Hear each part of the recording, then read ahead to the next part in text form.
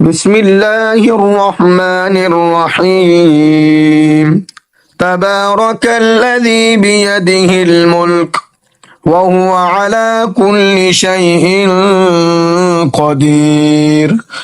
الذي خلق الموت والحياة ليبلوكم أيكم أحسن عملا وهو العزيز الغفور. الذي خلق 7 سماوات طباقا ما ترى في خلق الرحمن من تفاوت فارجع البصر هل ترى من فطور ثم ارجع البصر كرتين ينقلب إليك البصر خاسئا وهو حسير. ولقد زينا السماء الدنيا بمصابيح وجعلناها رجوما للشياطين وأعتدنا لهم عذاب السعير. وللذين كفروا بربهم عذاب جهنم وبئس المصير. إذا ألقوا فيها سمعوا لها شهيقا وهي تفور تكاد تميز من الغيظ كلما ألقي فيها فوج سألهم خزنتها ألم يأتكم نذير قالوا بلى قد جاءنا نذير فكذبنا وقلنا ما نزل الله من شيء إن أنتم إلا في ضلال كبير.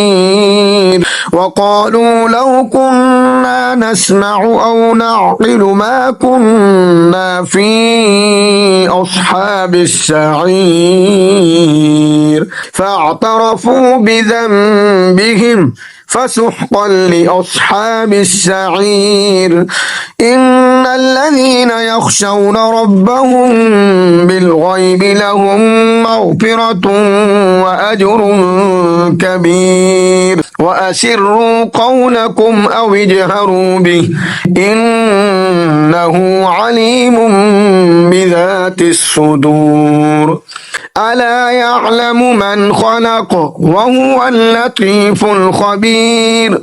هو الذي جعل لكم الأرض ذلولا فامشوا في مناكبها وكلوا من رزقه وإليه النشور. أأمنتم من في السماء أن يخسف بكم الأرض فإذا هي تمور أم أمنتم من في السماء أن يرسل عليكم حاصبا فستعلمون كيف نذير. ولقد كذب الذين من قبلهم فكيف كان نكير.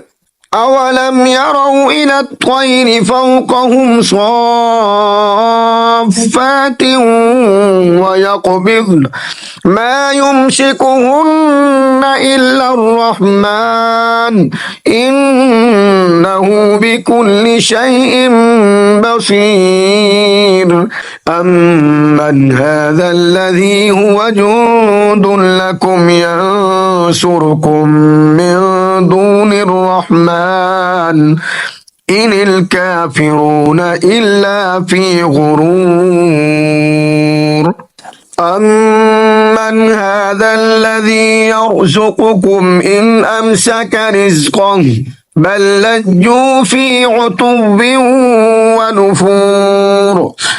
أفمن يمشي مكبا على وجهه أهدى أمن يمشي سويا على صراط مستقيم. قل هو الذي أنشأكم وجعل لكم السمع والأبصار والأفئدة قليلا ما تشكرون. قل هو الذي ذرأكم في الأرض وإليه تحشرون. ويقولون متى هذا الوعد إن كنتم صادقين.